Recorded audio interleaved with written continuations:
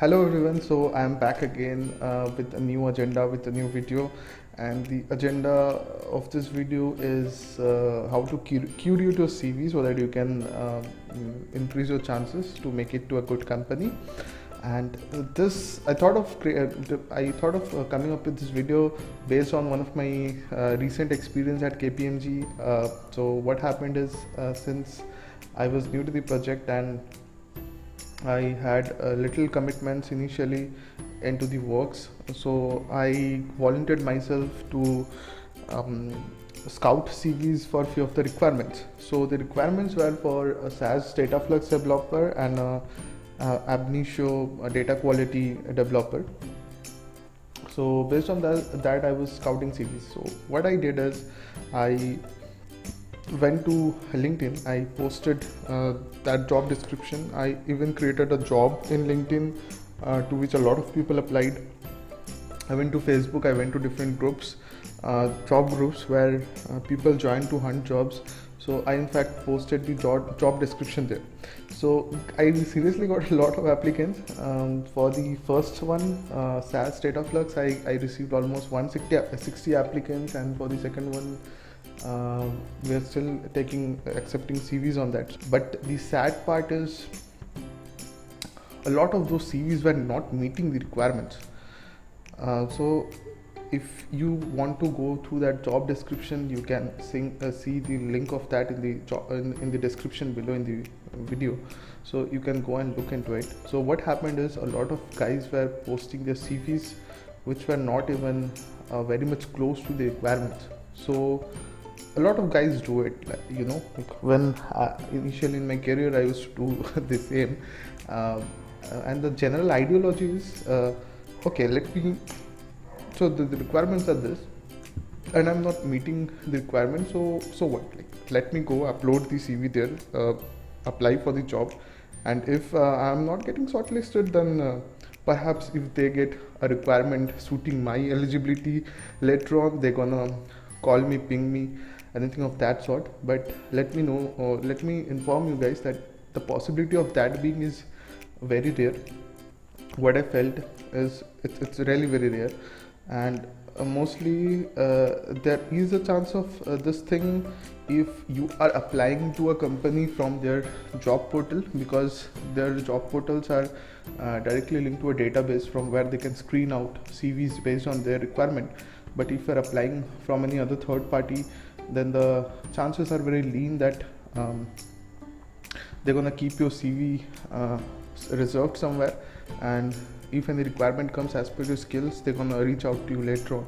So don't bank on this ideology that okay, if this job requirement is not meeting my skills, even though let me apply for that. So don't have a thinking of that sort, and first of all, don't apply to any job if your skills are not meeting it, because ultimately the person screening those CVs has to go through a very tough time. So I had to go through a very tough time because I screened out almost 150 160 CVs, and finally I was left with 10 to 15 CVs which are relevant to my requirements.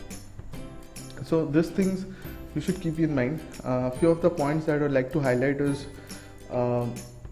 years of experience. So that's very important. So if a job is there and which wants people with the skills in the bracket 4 to 12, and you are just having 1 or 2 years of experience, please don't apply for it. I won't completely decline this, but if you think you have that 1 to 2 years of experience, but you meet all the skills which are mentioned in the CV, then go for it. Surely go for it, because I have seen a few of the guys grabbing the job even they didn't have that necessary amount of experience. It's a years of experience. Okay, so it's not necessarily like if you spend only 4 years in a technology, you are very good in that. Even in 2 years you can be a master of a technology. So it depends. Okay, so if you have very low amount of experience in technology, and you are not confident, and you don't think like you are meeting a lot of skills in that job description, please don't go for it. Please don't apply for it. Second thing, what I realized is throughout my experience, there should be a separate section like you can see on my screen, the CV which you can see on my screen, you can see like there is a separate section of skills out here, right? So you should have a separate section having skills on one side, or any part in the CV which highlights all the skills you have, because this portion is very important. You know, like initially when someone is screening all the CVs, what I have experienced, like I screened 150 160 CVs as well. So in that part I was looking for an area where I can have a look at all the skills that this person has, so I can just tally the skills and I can just screen this person out. Okay, keep a specific section in your CV where you specify all the skills you have acquired throughout your tenure in the professional field. Okay, so it could be anything, like it could be technology, it could be related to management, it could be related to leadership. Okay, so it could be related to client handling. So specify those skills, have a separate section. Yeah, so a few other things that I realized is the CV format. The CV format should be in PDF because you know, in a lot of portals, the person viewing them or screening them directly clicks on them and the CV is open in the browser itself. So it becomes very handy and easy for them to look into those CVs. And in fact, if you're applying to any job over LinkedIn, what those guys seeing your CV can do is they can directly have a look into a CV in that screen itself without opening a separate window. So example of that could be seen on the screen. This is one of the CV. This is how I was going through few of the CVs that applied for this ab initio DQ jobs. So it could be seen in a separate section. There only you can see the CV and you can make your decision of screening that person in or out. While if that's a doc file, that couldn't be seen like this and you have to download it separately. So that adds an extra effort to the complete process, and it might not seem much a troublesome thing, but it becomes quite annoying if you get a lot of applicants. Imagine you have 100 of applicants and out of that you have 50 applicants uploading their CV in doc format. So you need to download those docs, you need to open it, and there is lag when you open the Word files, and you need to close those Word files or reopen another file. So that's something very tedious. Yeah, cool. But I'm thinking of creating a utility in Python which can go through those CVs, find for some specific keywords and separate those CVs out. So that's something I thought of making while going through this process. So yeah, PDF. So this is very important. If you are uploading a CV, ensure that it's in PDF format. And one more point is, yeah, LinkedIn. LinkedIn is a wonderful place to apply for job.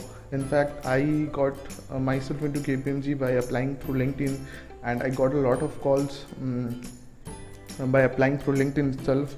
You can read about my experience of applying to jobs from the blog that I wrote, which is there in the description.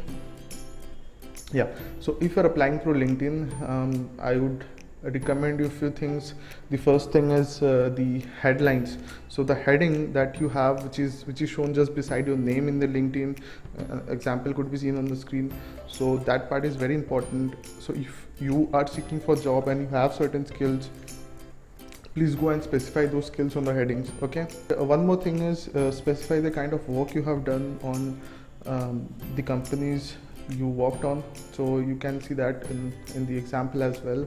So see, I have specified the name of the companies and the kind of job roles I had in that company, the kind of work I had done in that company. So that's very important. So try to do that, because once sometimes what happens is the recruiter doesn't get people or applicants with certain skills, or sometimes the requirement is very small. Sometimes 1 or 2 people is required only. So the guys recruiting, they just go and they just search using those keywords in LinkedIn. Okay, so based on those search results, they message people individually and they try to hire from them. So if those keywords are not mentioned in your heading, or in the job descriptions that you had in specific companies, it would be very difficult to figure you out, or perhaps you'd be listed very low in the recommendations that search recommendations that one gets while they search with specific keywords. Okay, so that's why specifying this is very important. This is not about just LinkedIn. This is important for any job portal, be it Naukri, be it any other job portal. So this thing must be kept in mind, that describing your responsibilities and specifying your skills in the heading is really very important. And one more thing I would mention is there's big four companies. They ask you questions related to your project, so ensure that you highlight your experience with the project really well. And if you're not confident about any technology, please don't mention it. For instance, for my part, I never had any project experience in AWS, but I was confident with AWS. I was preparing for a solution architect exam, so I was confident with AWS, even though I didn't have any project experience with AWS. So I included that AWS in my skills. So, when asked about AWS, I was like, the interviewer asked me one question on AWS as well, seeing that AWS thing in my skill section. So when asked a question on that, I was able to answer it. So you may not know like what question the interviewer comes up with in the interview. So if you are very confident about technology, then and only then include it in a CV. So that's all from my side for this video. Please like the video, subscribe to my channel, and motivate me to keep coming with this kind of content which can help you grow both personally and professionally. Thanks guys. I will be back next month again with something new.